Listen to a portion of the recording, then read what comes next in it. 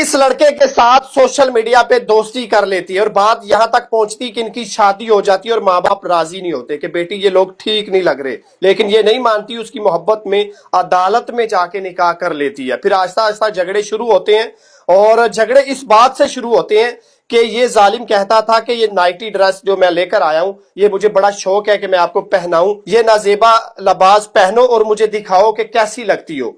और ये फिर मजबूर होकर पहनती है शोहर की मोहब्बत में कि ये मुझे बड़ा प्यार करता है, और फिर इसकी वीडियो बनाई जाती है उस नाजेबा लिबास में। और जो मियाँ बीवी मुझे ये कहना तो नहीं चाहिए जो हम बिस्तरी करते हैं, यहाँ तक कि उसकी भी वीडियो बनाता है ये जालिम जो आप स्क्रीन पे देख रहे हैं। फिर बात आहिस्ता आहिस्ता झगड़ों तक पहुंचती है कि मैं तो नहीं कमा सकता, मुझे कमा कर दो, नहीं तो अपने माँ बाप से पैसे लेकर आओ और हमें दो, नहीं तो तलाक दे दूंगा। अगर माँ बाप भी पैसे नहीं देता तो फिर मेरे अच्छे कुछ दोस्त हैं जिनके पास अच्छे पैसे भी हैं, उनके साथ नाजायज ताल्लुकात बनाओ और हम लोग पैसे कमाते हैं। इसकी ऐसी गंदी सोच है इस जालिम शख्स की। ये नहीं मानती और अपने घर वापस आ जाती है और इसको फिर तलाक दे दी जाती है। और फिर इसकी जो वीडियो बनाई गई थी, तस्वीरें बनाई गई थी, वो टिकटॉक पे वायरल वो कर देता है और इसी दौरान 5 लाख रुपए भी इससे ब्लैकमेल करके ले लेता है कि मैं ये वीडियो और तस्वीरें टिकटॉक और फेसबुक पे अपलोड कर दूंगा अगर पैसे ना आए तो फिर ये पता नहीं कैसे और कहां से थोड़े थोड़े पैसे करके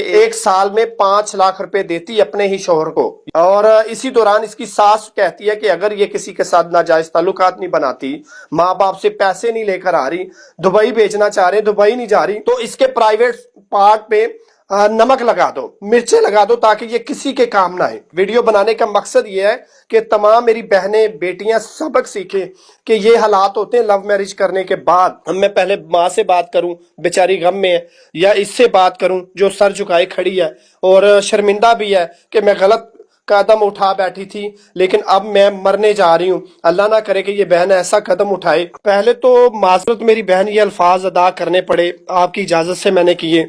इसके साथ राब्ता कैसे हुआ था? रॉन्ग नंबर के जरिए। फिर क्या हुआ? फिर उसके बाद इसको बोला रॉन्ग नंबर है, दोबारा कॉल ना है, तो मजीद फिर कॉले करने लग गया। मैंने कार्ड दी, ब्लॉक भी किया और नंबरों से करने लग गया।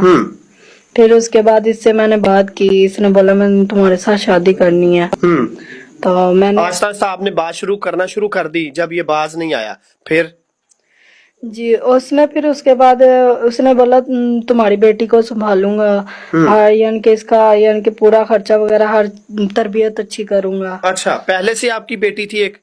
जी ठीक है। पहले शोहर ने तलाक दे दी थी या खुद ली थी?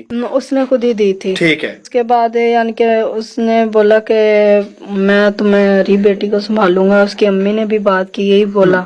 इस जालिम का नाम अली रजा है और इस जालिम ने अपना ही खानदान तबाह कर दिया, उनको कत्ल कर दिया, जिसमें एक चचा था और एक कजनजाद भाई था और एक कजनजाद बहन थी और इसका भतीजा भी था। और इसने कहा कि मुझे सिर्फ हिस्सा चाहिए, क्योंकि चचा की गलती ये थी कि इस जालिम को छोटा सा था, इसका बाप फौत हो जाता है और चचा उठा के अपने घर ले आता है कि ये भी मेरा बेटा है, इसको पालने वाला कोई नहीं, संभालने वाला कोई नहीं, और बेटों की तरह इज्जत दी, लाड नखरे देखे। और फिर जब ये बड़ा हुआ तो 12 एकड़ जमीन थी चचा की और उस पर फिर बेईमान हो गया और कहता कि पूरा खानदान मैं आग लगा के जला दूंगा, ये 12 एकड़ जो है मेरे नाम कर दो। चाचा ने कहा कि मैं सबके नाम कर देता हूं, लेकिन इस जालिम ने कहा कि मुझे 12 एकड़ जो जमीन है ये चाहिए। फिर इस जालिम ने ऐसी प्लानिंग की कि चाचा को भी नहीं छोड़ा जो बाप भी था और कजनजाद भाई को नहीं छोड़ा, मतलब कि 4 कत्ल इसने किए।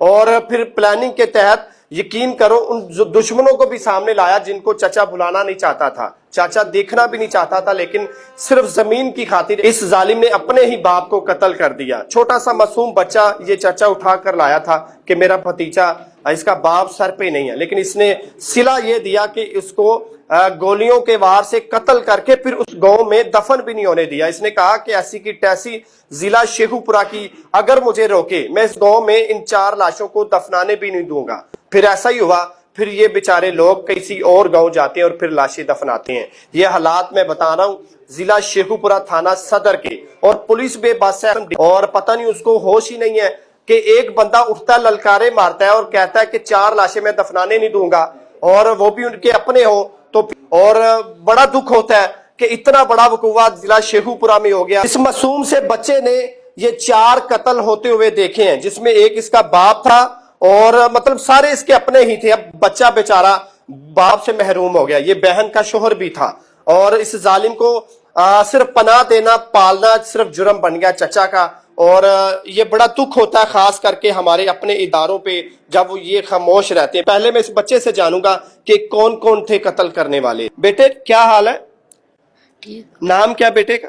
फिजान। फैजान, आपने क्या देखा था और कहां से आप आ रहे थे?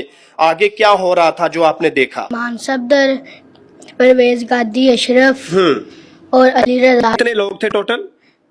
4 4 लोग थे। अब फिर वो क्या कर रहे थे? पिस्टल के साथ गोली मार रहे थे। किसको मार रहे थे? पापा को और भाई को और दादा। भाई की उम्र कितनी थी? 8 साल। छोटा था आपसे? हाँ जी। अच्छा, और कौन कौन था आपके भाई के साथ, पापा के साथ? मेरी पुप्पो, ठीक है, मेरा दादा। दादा भी था। 4 लोग आपकी आंखों के सामने दुनिया से चले गए।